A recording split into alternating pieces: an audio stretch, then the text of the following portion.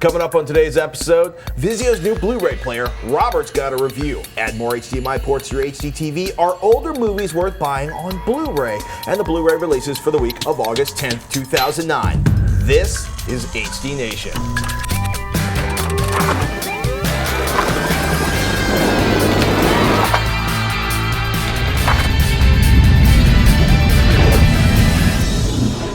HD Nation. Today's episode is brought to you by Gamefly, Netflix, and GoDaddy.com.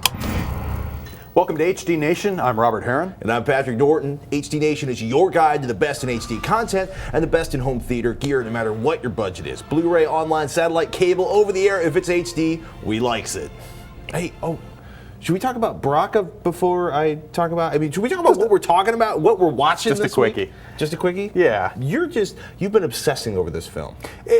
A lot of people recommended it. I actually ran into this particular film. Actually, it was shot on film originally.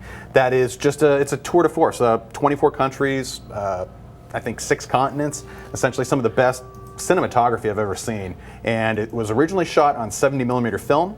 I guess it was restored not too long ago, and then that was scanned at 8K resolution, and then transferred to Blu-ray. The end result is just a beautiful looking reference disc. And so the movie's called Baraka. Is it comparable to Planet Earth? Is it better? Is it worse? Is it different? No narration at all. It's just the visuals with a really nice background, say an orchestral track that just kind of plays along with it. And it's really just scenes, and it's just gorgeous eye candy. And literally, if you've got a nice home theater setup, or even not, and you just appreciate good filmmaking and good, just beautiful imagery, it is in my top 5. Cool. Yeah. I, of course, am still watching one episode of Battlestar Galactica a day, because if I try to watch the entire thing, you're digging into it though? I'm digging into it. That's okay. It's gorgeous. I'll bet. It's a beautiful transfer. It is a beautiful. It's wonderful. That's all we're going to say about that. We should get our HD news on right about there. Not a lot of news this week, except that the HD Nation is growing, according to the Cable and Telecommunications Association for Marketing, who are probably pretty hyping on this. 53% of total U.S. households have an HDTV. That's almost 20% higher than 2008, and more than double the number of households that had HDTVs in 2007. And a whopping 69% of HDTV owners subscribe to an HD service, like cable or satellite or telephone, up from 56% last year. So you're saying that more folks own HDTVs and more HDTV owners have cable, satellite, or phone-based TV services in-house? Yes. God damn. Really nice. This is a good thing.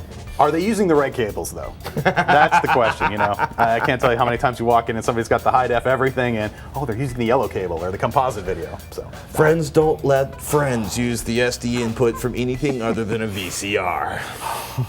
Go buy a DVHS deck, then at least you have component out. That's a step. Or FireWire. Oh my goodness. Anyway.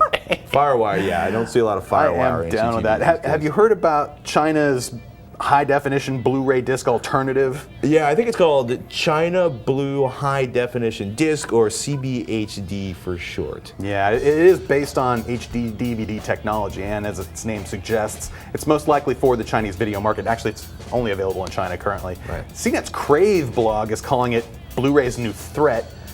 Not in this country. Granted, you think about the sheer number of people in China and the potential market there, that's a threat in terms of just making money, but as far as the rest of the world, not so much. Look, it's got the backing of the Chinese government. Warner, however, right now is the only studio on board, and according to the UK's Times Online, quote, in just a couple of months since it was launched, the cheaper all-Chinese CBHD players are thought to be outselling Blu-ray players at a rate of about 3 to 1, unquote.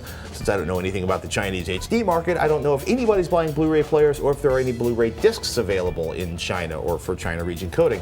I gotta say though, what I do know is that the discs are supposed to cost about a quarter of what Blu-ray discs cost in China. Probably using DVD technology. That's an interesting thought. Yeah.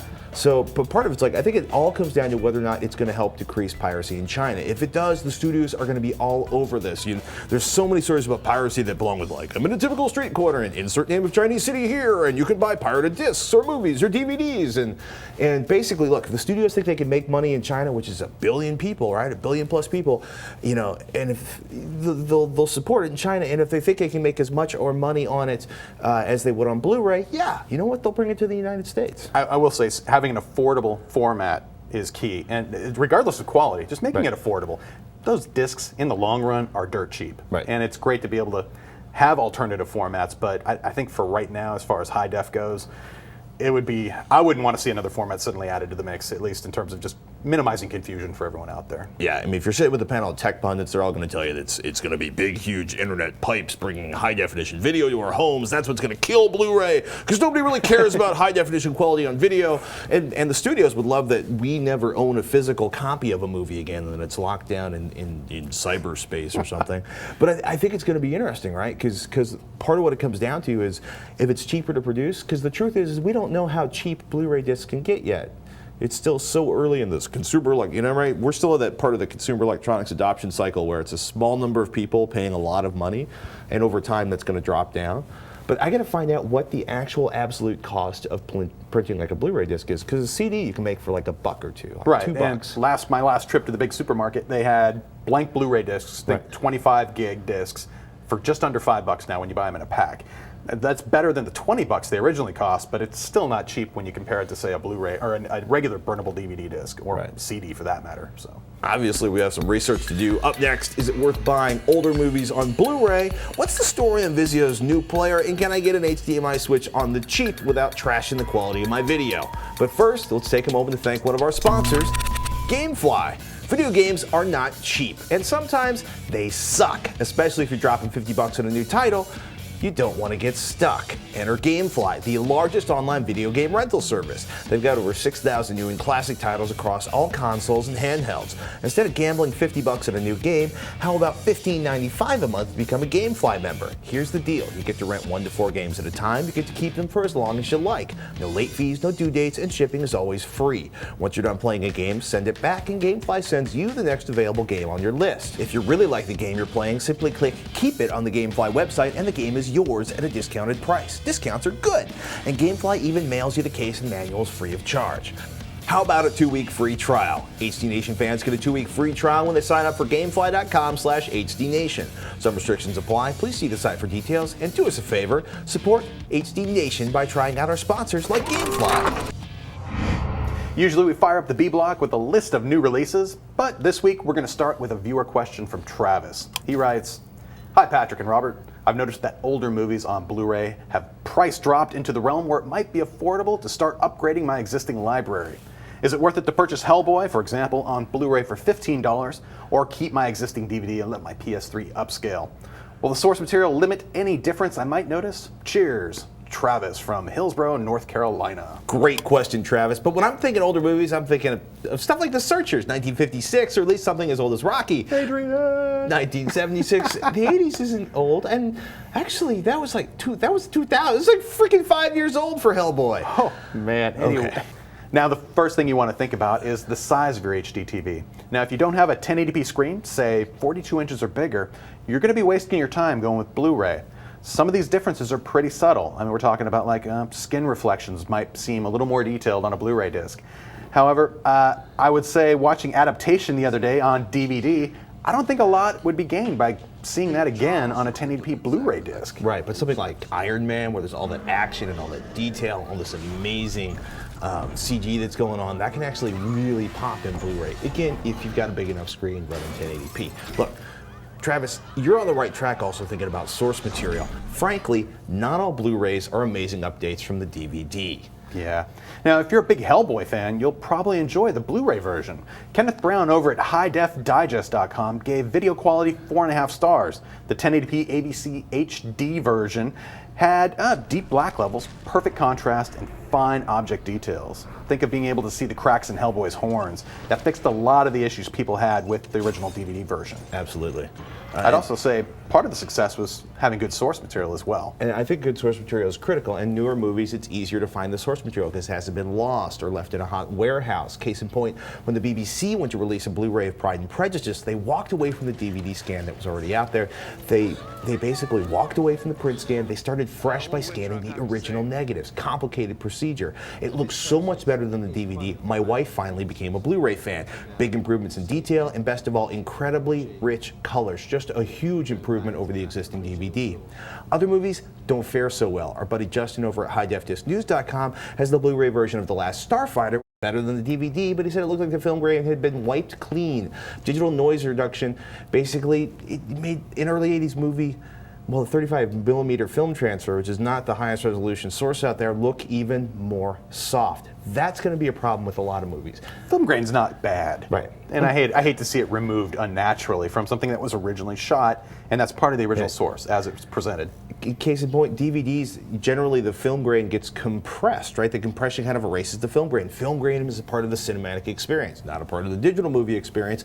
But a lot of times you'll find that, classic movies, low budget movies, even some movies that were just standard production stuff were shot on cheap film stock and it hasn't held up well. Cheap Blu-ray conversions can also be a nightmare where they just, they rip it and grip it. Who's the cheapest to the person that'll actually telecine this and put it on a disc? That said, when you take a film school staple like John Ford's The Searchers, Warner did an amazing job making it look cleaner than a lot of movies that came out recently. I'm okay with that. Though a certain type of serious cinephile is basically, they're not talking about the morality of the film, they're talking about the morality of Warner's decisions and how they restored it from black and white separation masters, because the original VistaVision negative was faded and unusable, which is one of the reasons why the AFI is so big on trying to save classic movies and restore them and keep them in refrigerated vaults at a consistent temperature and not in some hot warehouse in Irvine where they're going to disintegrate over time. Restoration and preservation are two things that I really hope become more and more just out there and used more frequently with the people who either own the content or the people storing them. I hope that they can just be able to bring some of that content forward into the digital domain so we can continue to enjoy it for years to come. Now, if you want to avoid wasting money, keep an eye on Blu-ray disc reviews from places like High Def Disc News, The Digital Bits, and HighDefDigest.com. They take a lot of time figuring out how decent the transfer to Blu-ray is. And of course, stay tuned to HD Nation, and we'll keep you updated too. Yeah, we're not going to get all the discs, but we're going to keep you informed with good sources for that. Speaking of which, shall we wrap with the Blu-ray releases for August 10th, 2009? Let's do it. First up, 17 again, About Last Night, Alien Trespass, Blue Thunder, The Class, Cutthroat Island, I Love You Man, and Lie to Me, Season 1. Also, The Ninth Gate, Replicant, See No Evil, Starman, St. Elmo's Fire, Teenage Mutant Ninja Turtles 25th Anniversary Collection. That's a lot of Blu-ray discs in 1 week. You're all about the Mutant Turtles. I was at a certain time and place, I think somewhere in the mid-'80s, but I don't know. I have yet to see any of the movies. So. I like how I Love You Man and Lie to Me were right next to each other.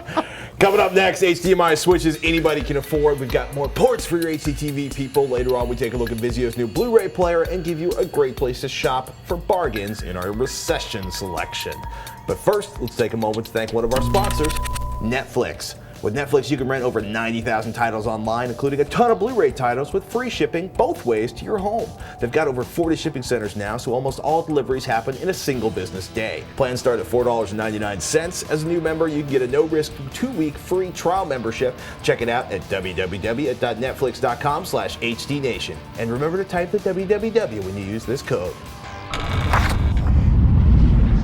Anybody out there with a dog pile of devices and a single HDMI port will be able to relate to this question from Max.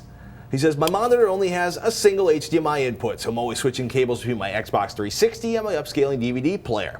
Now I'm getting a Blu-ray player. Would a 2-3 port HDMI switch be reliable? Would I lose too much signal quality by using one? Thanks, guys. Keep up the great work on the new show. Max in Seattle. Well, thank you, Max. All right. We had to edit Max's email down a bit. What we didn't mention is that he's in college, he's on a college budget, and he also uses his 1080p 28-inch monitor for his PC, too.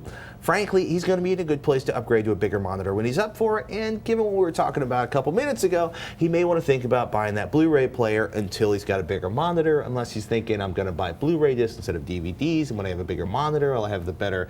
28-inch monitor's huge. For PC, yeah, if you're like 8 inches away from it. Might not be the biggest TV, but true. Well, if you're sitting close to it, though, you will actually be able to resolve the detail if it's a true like 1920 monitor. That's true, but because if he's on a desk watching his movie. For PC use, so I'd be like looking back and forth. It's a big monitor. Here's the thing: I currently use an Oppo HM31 HDMI switch at home. That's this shiny little creature right here. What's your call on this model, Robert? One of my favorite products of all time. As far as HDMI switches go, it is solid.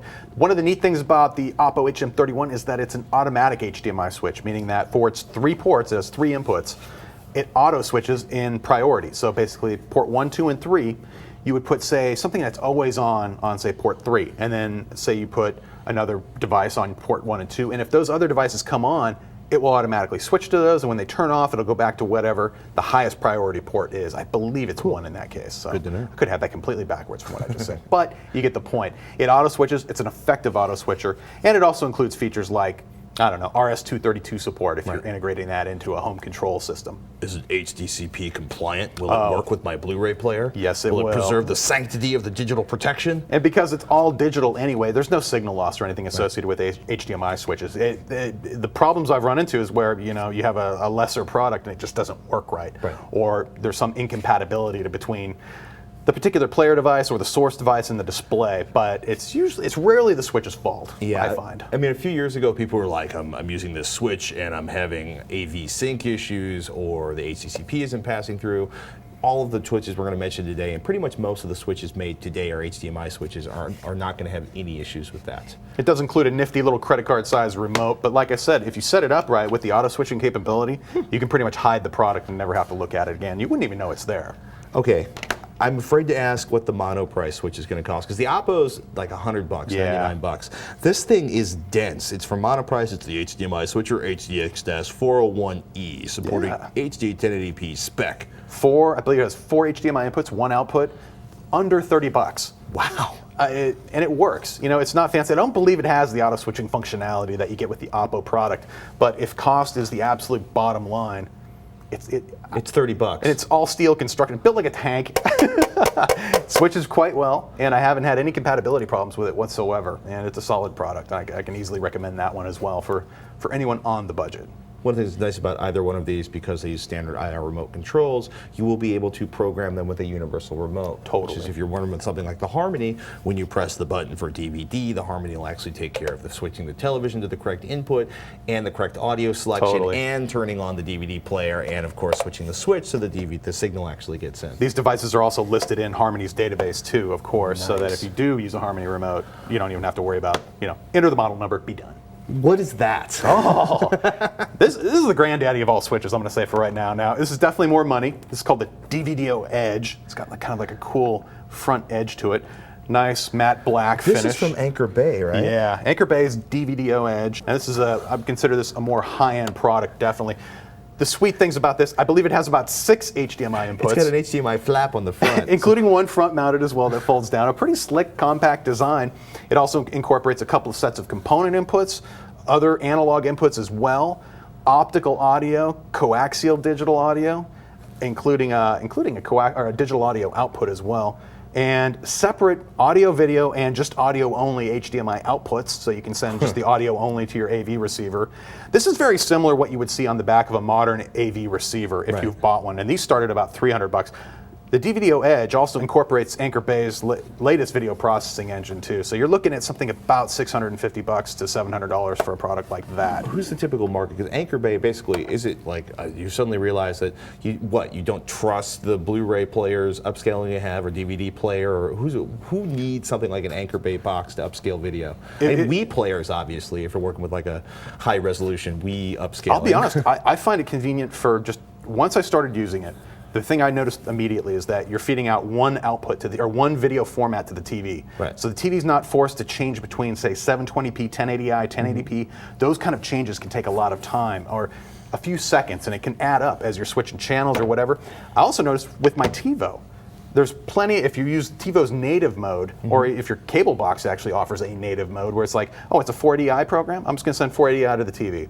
Or if it's 720p, same way, 1080i.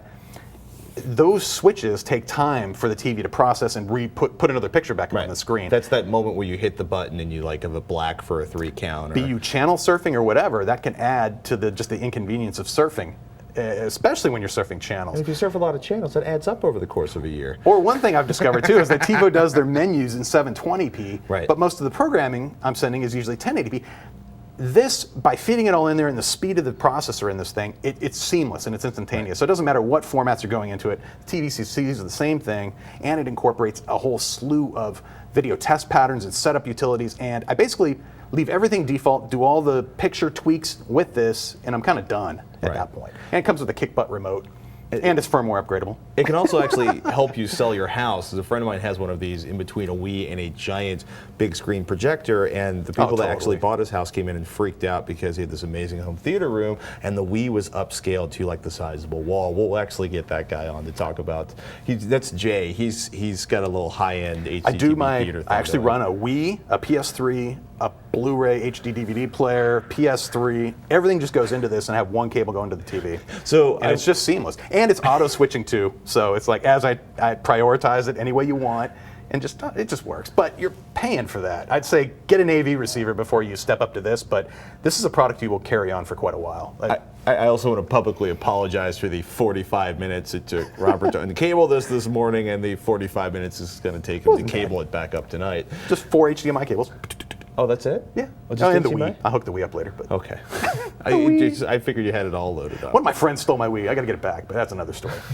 We know Didn't who you steal are. it. I gave it to him to borrow. But. So before we cut out, what's the typical number of HDMI ports on a new TV right now? It depends usually on the screen size. Right. The smaller TVs usually gave you about 1. Some of the better ones would give you 2. Hopefully some of the newer ones are offering at least 3, but when you have 1, that's pretty limited, especially once you realize that most of your new products, including everything from camcorders to disc players, they're all using HDMI now, and that's ideally the cable you're going to use anyway. So that's where having low-cost options to medium and high-end options for HDMI switching, or just adding more ports, is a great thing to keep in mind. Yeah. Plus, we also, we want to keep the VGA, the S-Video, and my beloved composite port on the back of those, a little RCA jack. They do give you one composite port here, but I'm done with composite. Actually, it's disappearing off the back of a lot of new HDTVs. Actually, S-Video is going away too. Oh, good riddance. Before Mr. Aaron starts crying, I should tell you what's coming up next. A great place to shop for HD with free shipping, no less, along with Mr. Aaron's take on Vizio's first Blu-ray player. First, let's take a moment to thank one of our sponsors. Get reliable, secure web hosting without the long-term contract. GoDaddy's hosting plans are bigger and better than ever with 99% uptime, free 24/7 support, and no annual commitment. GoDaddy.com makes it easy to customize your own virtual dedicated server. Choose from one of 3 popular plans, or select your own Linux or Windows server with all the plan options you need. Plus, use the code HDN6 to get 20% off any 1, 2, or 3-year hosting plan. Some restrictions apply. See the site for details. And be sure to check out revision3.com/GoDaddy for all the HD Nation GoDaddy deals and codes. Get your piece of the internet at GoDaddy.com. In these tough economic times, we all want to save a buck or two. You know what that means. It's time for our recession selection. This week's selection, Amazon.com. Now, if you trust me, you'll buy a TV on my recommendation without having first seen it in the store. Now, that is kind of nuts, but hey, there's no reason to overpay for your new HD TV. Not every model I recommend is in Costco, and unlike Patrick, not every one of you is willing to shell out $50 a year just so you can buy toilet paper in bulk and organic veggies alongside a stack of low-priced Blu-ray discs. They do have awesome prices on TVs, and you can always tell what they have in stock because, well, it's right in front of you. Amazon, though, should definitely be on your short list of places to shop for an HD TV. Why? Great prices, tax-free depending on where you live, and free shipping to your door. Yes, Amazon.com is a great place to buy an HD TV, and they have great deals on Blu-ray discs too. Cool. I bought my TV there.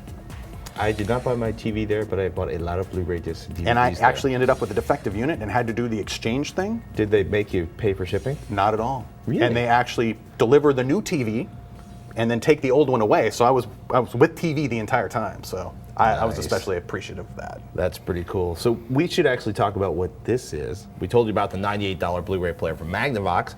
You can find that amazingly cheap Blu-ray player at Walmart, but what about other low-priced options for Blu-ray players, especially ones that actually say connect to the network? A quick stroll through our local Costco while I was buying toilet paper in bulk turned up Sharp's BD HP16U for $190, Panasonic's DMP BD605K for $199.99, and Samsung's very solid BDP 5090C for $230. But by the time you're seeing this, Vizio, the #1 seller of HDTVs in the US, will have entered the Blu-ray player biz with this, the VBR100 Blu-ray disc player. $188, what do you think? Not bad. Really? I mean, it has its ups and downs. I mean, for one, like you said, it does offer a network connection, unlike that $98 player we were looking at last week. And on top of that, it does support BD Live, which is the online multimedia streaming functionality. This is the part where I yawn because I've yet to find a BD Live feature that brought me any joy whatsoever. Not to say that there aren't great things. I'm failing to see the BD Live. They're working on it, definitely. Okay. It's a work in progress. However, this is one of those what I would call BD Live ready players, meaning that you have to basically insert a gig of RAM via USB key into the back of the player in order to activate those features. Not the end of the world, but meh, sort of. I wish. You consider the price of flash memory nowadays, it's Right. like $1 for a gig. They should have just put it in the player. Quick, shake the press kit pile, find a 1 gigabyte stick. I'm sure it's coming. So, other things I noticed, compared to the Magnavox overall, it has no 1080i upconversion, which is really not a big deal unless you're dealing with, say, certain anime titles, the extras on certain Blu-ray discs, or you're authoring your own HD content in 1080i. It just does a very poor job of converting that into P. You would really almost want to let the player send out 1080i and let the TV convert it for a much better experience. Overall, it is just a little bit faster at handling discs than the Magnavox. It's not a speed demon by any means, especially when you compare it to really fast players like the latest Sony and Samsung players. No advanced video features either. It's pretty much you're just spitting out video to the TV and you're going to let that take care of it, or your HD receiver, or however you've got it set up. Also, there's no HDMI cable in the box. That's just a general complaint I have about every HD or Blu-ray player that's out there right now. I don't know if that's going to be the way it shipped. We should point out that this was a unit that we picked up straight from a Vizio press tour. They agreed to loan us to us so we get hands-on. And I should point out that Vizio actually is extremely good about doing regular updates to their products. So who knows what features might show up in this in a few months. But I can't guarantee that there wasn't an HDMI cable in the box at some point. There was a composite cable in the box. Which, please, recycle those yellow cables. Just don't throw them in the garbage. I would appreciate it. Standard features, this does play DVDs. It does actually a pretty good job of upconverting. It was actually quite a bit better than I found with the Magnavox player that we looked at before. Really? In terms of HQV benchmarks and more testing and traumatizing benchmarks like the Microsoft DVD test annex, it aced them really well, so it's solid. Although occasionally, with certain video, it would lose the lock on the film, on film mode. Like, I love using a scene out of Gladiator in one particular, and it's really easy to see when it's locked on properly or not. You get jagged lines or not. And in this case, it lost lock in one scene. That's not the end of the world, but I hate it when it loses it at all. Is it, when you talk about lost lock, you mean part of the 24p conversion, or? It stopped seeing the cadence, that cadence on the disc that says, oh, I'm film, I'm film, I'm film. Oh, no, wait, I'm video. And it just, it switched modes when it shouldn't have. Got it. And when that happens, you'll actually see it on screen as suddenly all the edges become very jagged. Ooh. And or other things. Loss of detail is really what the bottom line is. But it was just for an instant, and it wasn't like the whole movie was like that. It was just for certain specific scenes that, probably due to editing in the background, when the disc was put together, it just caused that to happen. It can cause certain players to hiccup. This one did. Like I said, it's not the end of the world. Is that Other something than that might be correctable in a firmware update? It could be, but I kind of doubt it. It also does have a USB jack on the back, and it means it also supports JPEG pictures and MP3 music if you want to just play it through the player. It's also HDMI 1.3, so it'll do your bitstream audio output to your compatible AV receiver if you want to do the lossless formats, which is always nice. I guess that's actually the only way is HDMI. It'll do 7.1 audio output. If you want if you have this big fat 7.1 audio system, you are basically going to have to use HDMI to pass it through on this one. It does include optical and coaxial digital outputs too, so if you're using older gear, like if you have an older AV receiver, and it's nice to have both of those in case you had one or the other, or you're using one and it only had one of each. It's just nice, and it doesn't cost them much to do that either. Analog outputs, it's just straight stereo, along with your other stuff like component, but who knows. It does have the shiny glossy remote, which is going to be a fingerprint magnet, but again, it's solid. People seem to like the shiny and glossy. I believe this is one of the, except for the ones you mentioned earlier, those have been seriously reduced in price, the Costco models. But as far as the players that offer BD Live support and have, of course, network features if you're going to do that, under $200 is a pretty good starting point for that. Because that means it's going to drop probably as we get closer to Christmas. That'll be fun to watch. But I keep thinking, would I pay another $190, say, for this player, or save $90 and go with that Magnavox? And it's like, if you're looking forward to BD Live, you're not buying the Magnavox. No. And I'd be curious to see down the road how support goes for both players, especially the Magnavox player, because that's more of the unknown. Well, that means because the only way that can be updated, should there be some major change in Blu-ray, is through.